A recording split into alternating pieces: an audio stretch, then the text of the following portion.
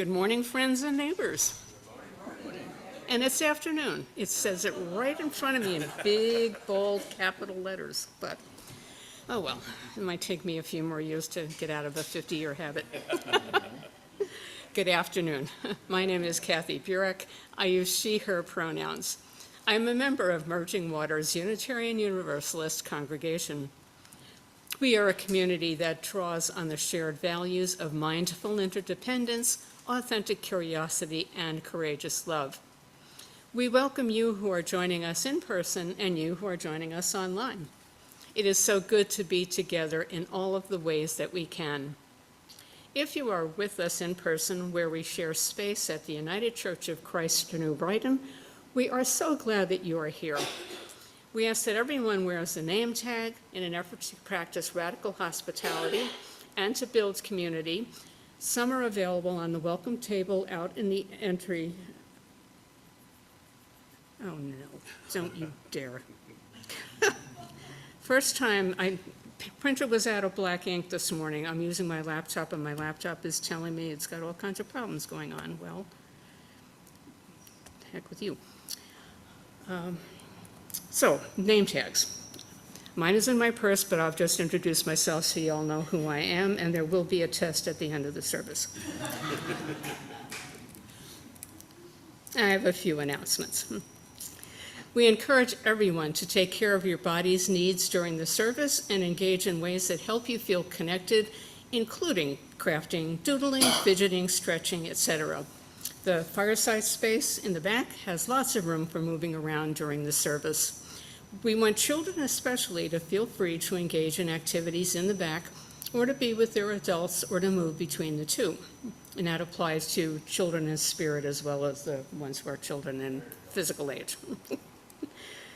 If you have a pastoral care need, please feel free to reach out to Reverend Krista. Newcomers are welcome to all of our programming and you need not be a formal member. And I am going to shift to, thank you, Kevin. So, Reverend Krista's office hours this week are Tuesday, September 30th, 9 to 11 a.m. here at UCCNB, and Wednesday, October 1st, 2 to 4 p.m. by Zoom. If you are new to Merging Waters, please sign up for a weekly e-news by including your email address on the sign-in sheet at the welcome table, or there is a connection card available on our webpage. This is the best way to keep up with what's happening in our community. Our Whole Lives Faith and Sexuality class for second and third graders this fall. A parent and child orientation is happening this afternoon at 4. You can talk with Kevin Sitter if you have any questions. Next Saturday, is a monthly potluck and coffee house in partnership with Pilgrim House at 1212 Highway 96 West in Arden Hills. And you can contact Chad, who's not here today, Chad Snyder, if you would like to perform. And please see the Thursday update for more information. We start at 5:30 on that Saturday with a potluck, and then at 6:30 we start with the performances. And you don't need to worry about having any particular talent. We've had everything from the little kids to one of our oldest members doing magic tricks and all kinds of jokes. Some are good, some maybe not so much, but it's a fun time. So even if you just like being an audience, please join us. Let's see if I can get this back. So joining me today in worship in person are Kevin Sitter, who is going to be the service leader. Bruce is our director of music ministry. He's here at the piano. Members of the choir will lead hymns. And our volunteer tech team includes Katie and Byron Johnson and Brian Hill. Welcome once again to our service today. We hope that our Sunday services provide a time of sanctuary, reflection, connection, and joy. Thank you. You all do know that the idea that if it can go wrong, it will was first created by a computer programmer, and it hasn't gotten any better. Okay. Our chalice lighting is by the Reverend Michelle Collins. Come in from the margins. Come into our circle. Here we stretch wide a doorway of belonging. No need to polish your edges or hush your truth. We gather not in sameness, but in shared seeking. Take a breath. Set down what you carry. You are welcome, wholly and wildly in this place.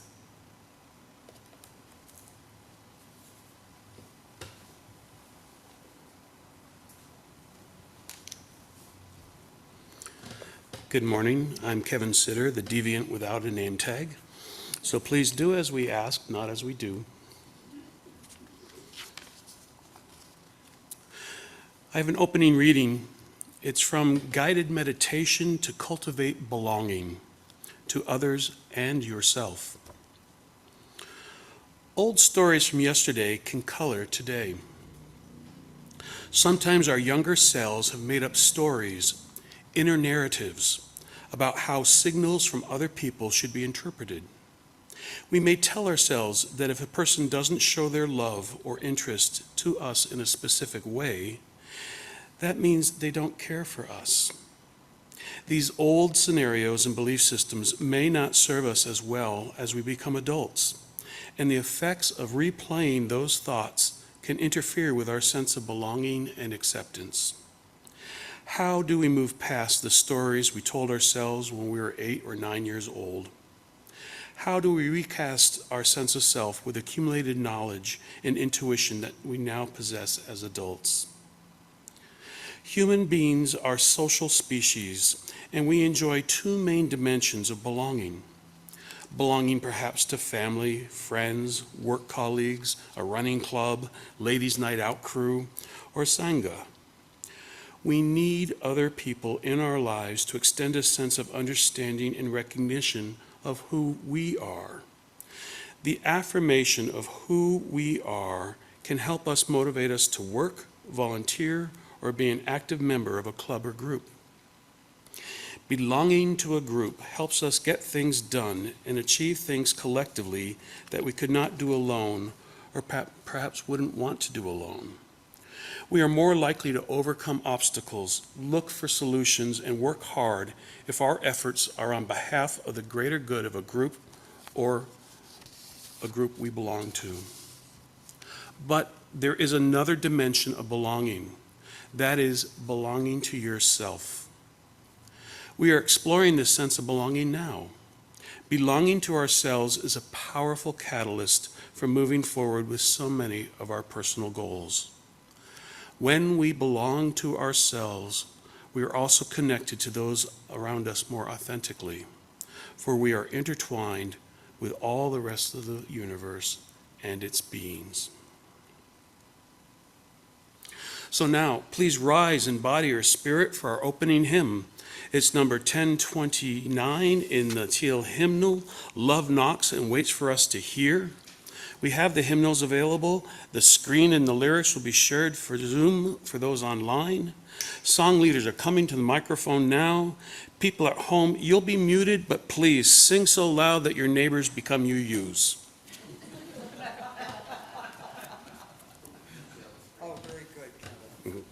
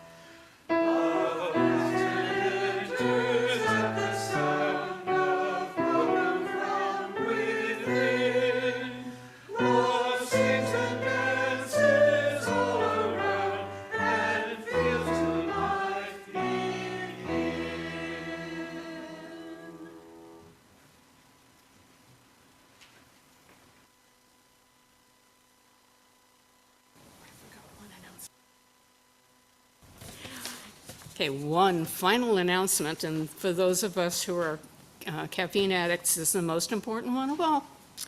Please sign up. If you like having coffee and treats after services, we need people to help set the coffee up, make the coffee, make the treats. You don't have to do it by yourself. You don't even have to make the treats, pick them up at Cub. Please see Marie over there if you're interested in signing up. And if you don't want to do it by yourself, ask a friend.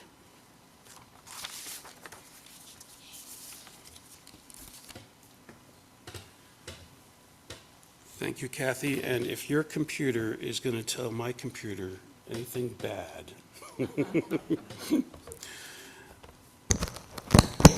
sorry. So now it's time for our intergenerational story. And I've picked one again on this theme of how we belong. In fact, how convenient. It's called We Belong.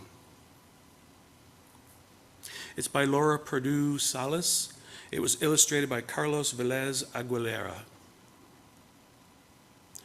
Welcome, you're here. Look, I'm here too. There are so many excellent things we can do, and I'm glad we are here. I'm glad that you are you. Maybe you're quiet. You wonder. You dream. Thoughts trickle softly, clear as a stream. Maybe you're loud. Achoo, rat-a-tat-tat. Nobody says, would you repeat that? Quiet and loud both deserve our applause. What makes music sing is the sound and the pause.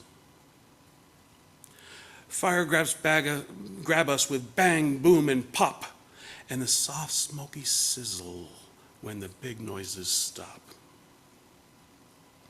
Maybe you're tall as a big redwood tree, wherein the kite becomes stuck, you just pluck it free.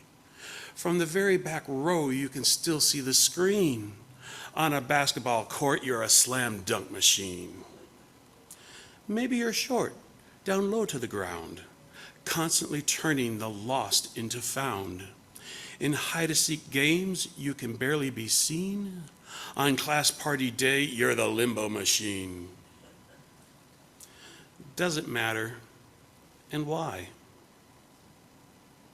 We're each only as high as a small grain of sand next to mountains or sky. Maybe you're happy, a fun magic trick, a sprinkler rainbow, a kitten's rough lick. Maybe you're sad, a cloud, a small cave.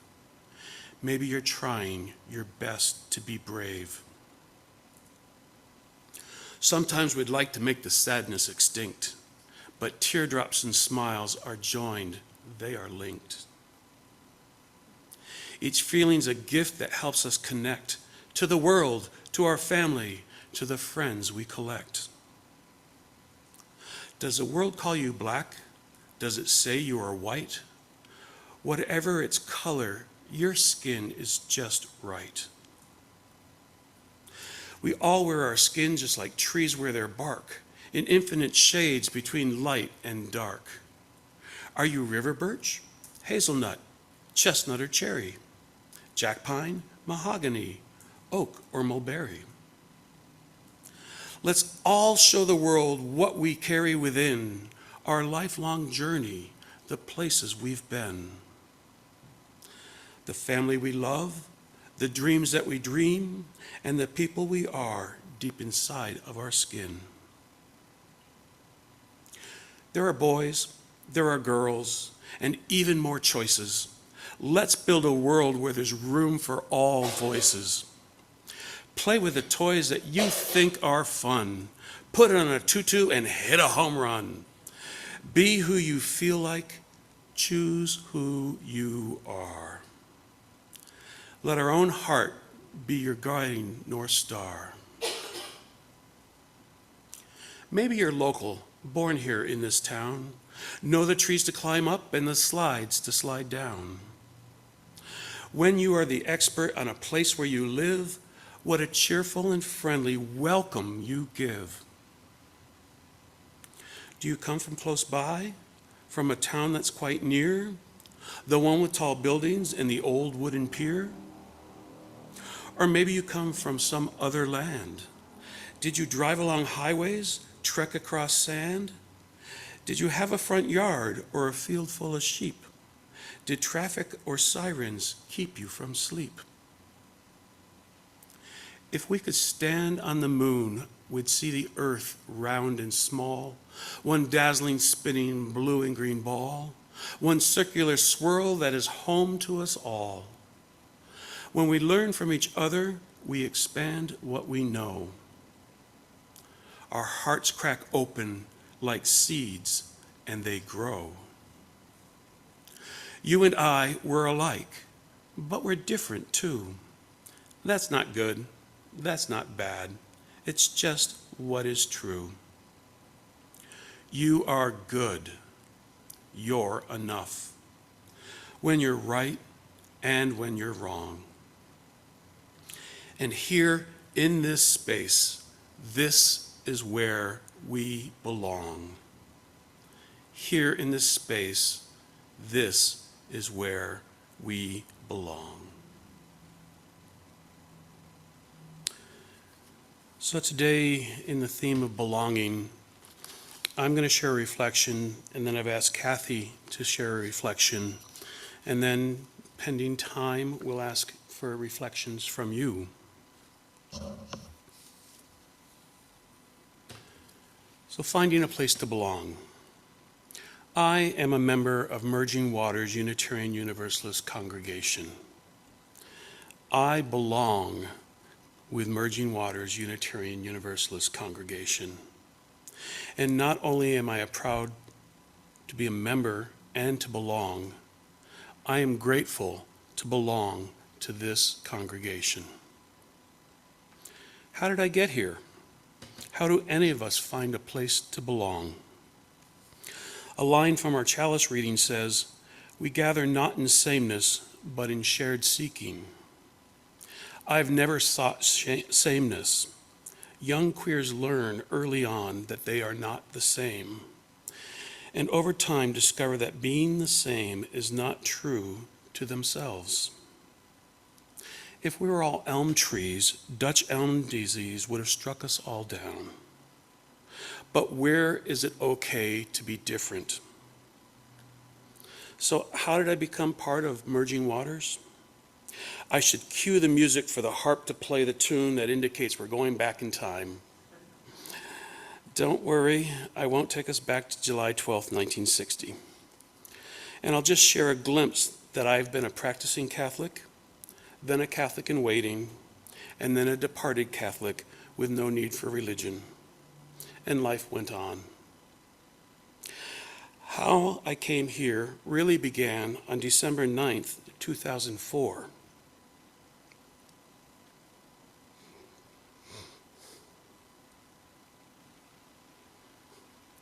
That's the night I acquired HIV. Now, you probably know my career has been in HIV prevention and care since 1985, which left me with the dissonance of being HIV positive. I had the knowledge. I had the safer sex supplies. I had the assertiveness. I'd had possible exposures in the past, but unlike other possible exposures, I'd always taken care of myself. But this time, I did not have the stamina to avoid risk, to assert my boundaries.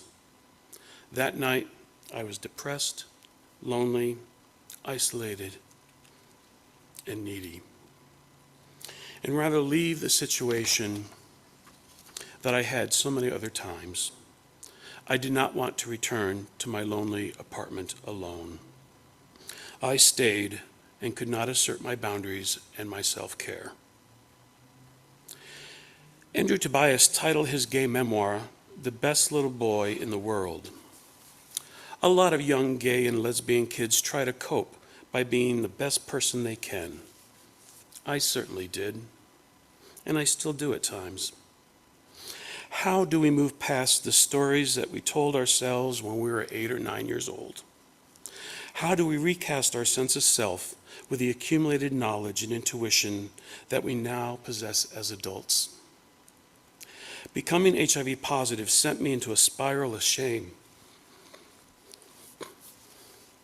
It eroded my belief in myself. My therapist was confounded, telling me how compassionate he knew I was with newly diagnosed individuals, and yet confused that I could not offer myself the same compassion. But nuns don't fart, do they? From our opening reading, the meditation says, belonging to ourselves is a powerful catalyst for moving forward with so many of our personal goals. When we belong to ourselves, we also connect to those around us so much more authentically. For we are intertwined with all the rest of the universe and its beings. My HIV infection disconnected me from myself. I no longer felt I belonged. My therapist, appreciating my faith, suggested I seek out some spiritual guidance. I happen to know an Episcopal priest through my belonging with the Radical Fairies. We met a couple times, and at our third session, he said, Kevin, I really don't have anything to offer you, except to say, I believe you need a spiritual community, a place to belong, a place for shared seeking. Well, at the time, my condo in Sacramento had 2 religious communities as neighbors. Across the street was a synagogue, but it was conservative with many Orthodox Jews, and the thought of learning Hebrew at age 44 was daunting. But next to my condo property, with a gate from our complex into their parking lot, was the Unitarian Universalist Society of Sacramento.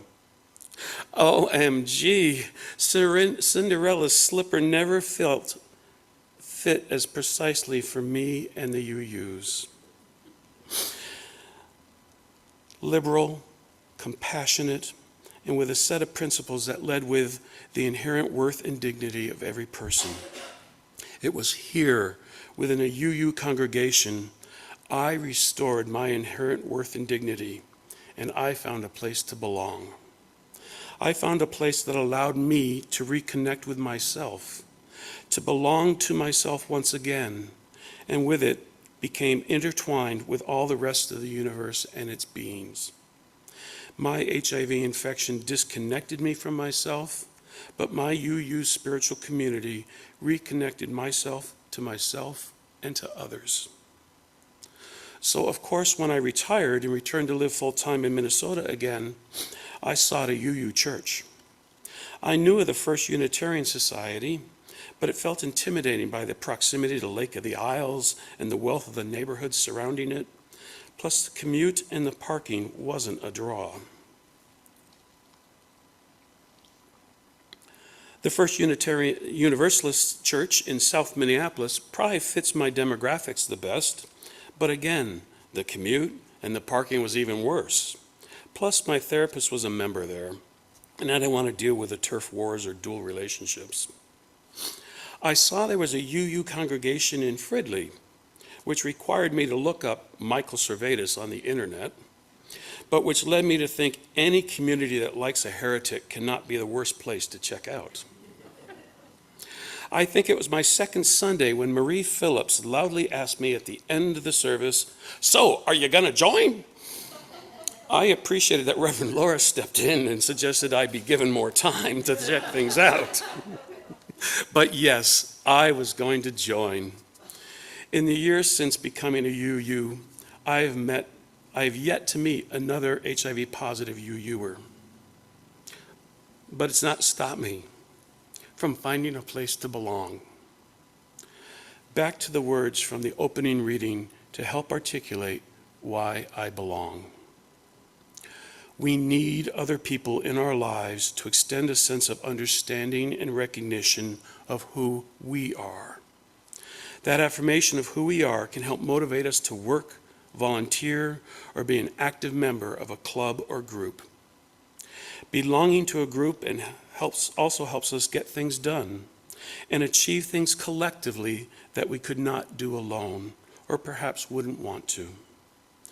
We are more likely to overcome obstacles, look for solutions, and work hard if our efforts are on behalf of the greater good of a group we belong to. Belonging to Merging Waters sustained my ability to belong to myself. Belonging to Merging Waters sustains my ability to belong to myself and with all of you. And for that, I am grateful and say thank you. Now I've asked Kathy to share more about how we, Merging Waters, belong to the larger UU community.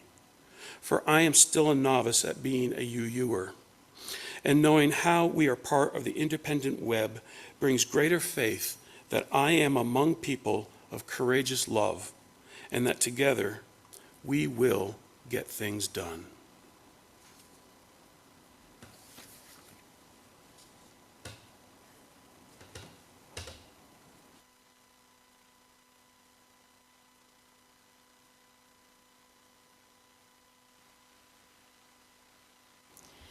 Belonging to any group involves agreements on how we will be together. These agreements articulate behaviors we aspire to and set boundaries on what behaviors are acceptable or not acceptable. Within Unitarian Universalist congregations and across UU congregations, we call these agreements covenants. We have been governed by covenants dating back to 1648, when the congregations that were the forerunners of our Unitarian and Universalist faith traditions adopted the Cambridge Platform. The Reverend Michelle Collins has this to say about our UU covenants. Covenant lies at the heart of Unitarian Universalist theology, not as a contract of beliefs, but as a shared promise about how we will be together. Rooted in our congregational heritage and continually evolving, covenant invites us to shift our focus from what we believe to how we live in relationship. It is a spiritual practice that makes belonging possible, not through sameness, but through commitment, accountability, and repair. In a covenantal faith, belonging isn't passive. It's something we co-create again and again, especially when it's difficult. Covenant holds us in moments of conflict, calls us back when we stray, and reminds us that we are never truly alone. What do we say to one another, and how do our actions align with those promises? In a time when so many long for belonging, but fear vulnerability, covenant invites us to risk relationship in the name of love. The Unitarian Universalist Association is based on a concept of congregational polity. That is, we UU congregations covenant with each other to be a democratically governed organization in which congregations are the members. We do not have a hierarchy, as many other religious bodies do. Our UU congregations are self-governing. We write our own bylaws, mission statements, and covenants. We determine our own forms of worship and call our own clergy. Our mutual covenant is formalized in Article 2 of our UUA bylaws, and it states that the only limitations on UU congregations is that we are not free to require a creed. Our bylaws state, quote, congregations may establish statements of purpose, covenants, and bonds of union so long as they do not require that members adhere to a particular creed. We also are not free to discriminate. Our UUA bylaws require our congregations to be inclusive. Quote, systems of power, privilege, and oppression have traditionally created barriers for persons and groups with particular ages, identities, abilities, and histories. We pledge to replace such barriers with ever-widening circles of solidarity and mutual respect. We strive to be an association of congregations that truly welcomes all persons. People who share our values are welcome, and we commit to being an association of congregations that empowers and enhances everyone's participation, especially those with marginalized identities. Beginning in 2020, the UUA set about amending Article 2. The UUA bylaws require that the Article 2, our covenant, be reviewed every 15 years. Now, contrast that with the Christian faith tradition where the Nicene Creed was established in 400-something, and with updated language, they continue to use it to this day. For us, every 15 years, if the Article 2 hasn't been re-examined and changed, we're going to take another look at it to make sure that covenant is what we need in this moment and not what somebody else decided was needed hundreds of years ago. A special commission was appointed and charged by the board with taking this broad look at the covenant and making any changes we thought appropriate. And I was honored to be one of the UUA board's liaisons to that commission. To quote from the charge to the commission, "The commission is charged with reviewing all sections of Article 2 and is free to revise, replace, or restructure them as needed to meet the objectives stated above. There is nothing sacred about the number of principles or sources, nor their specific wordings, nor in the way Article 2 is laid out." That's incredibly broad authority, and we took full advantage of it. In its charge to the commission, the board noted further, "One core theological value shared widely among UUs is love. The Commission on Appraisal in its report, Engaging Our Theological Diversity, cited a study stating that UUs ranked loving as an instrumental value and mature love as a terminal value more highly than did respondents from other groups, religious and non-religious. A survey was done of our hymns and our readings in the hymnals. Love was mentioned more often than any other word. It really has truly been at the center all along. Our commitment to personal, institutional, and cultural change is rooted in anti-oppression, anti-racism, and multiculturalism, values and practices as love in action, and should be centered in any revision of Article 2. So from the board, right from the get-go, love at the center. The Commission engaged thousands of UUs in the process of identifying core values and in responding to the numerous drafts of language that we put out. As part of the formal process of adoption, numerous stakeholders meetings were held. Over 80 amendments were proposed. Some were adopted, some were not. The proposed changes were ultimately approved by our General Assembly by 78% in 2024 and 80% in 2025. And getting that kind of agreement among UUs is amazing. I don't think we ever agree to that extent. Our new covenant, and I'm going to be reading this at length since it's been a while since we've heard it, the start of the church year, it's good to remind us. As Unitarian Universalists, we covenant congregation to congregation and through our association to support and assist one another in our ministries. We draw from our religious heritages of freedom, reason, hope, and courage, building on the foundation of love. Love is the power that holds us together and is at the center of our shared values. We are accountable to one another for doing the work and living our shared values through the spiritual discipline of love. Inseparable from one another, these shared values are interdependence. We honor the interdependent web of all existence. With reverence for the great web of life and with humility, we acknowledge our place in it. We covenant to protect Earth and all beings from exploitation. We will create and nurture sustainable relationships of care and respect, mutuality and justice. We will work to repair harm and damaged relationships. Pluralism. We celebrate the fact that we are all sacred beings, diverse in culture, experience, and theology. We covenant to learn from one another in our free and responsible search for truth and meaning. We embrace our differences and commonalities with love, curiosity, and respect. Justice. We work to be diverse, multicultural, beloved communities where all thrive. We covenant to dismantle racism and all forms of systemic oppression. We support the use of inclusive democratic processes to make decisions within our congregations, our association, and society at large. Transformation. We adapt to the changing world. We covenant to collectively transform and grow spiritually and ethically. Openness to change is fundamental to our Unitarian and Universalist heritages, never complete and never perfect.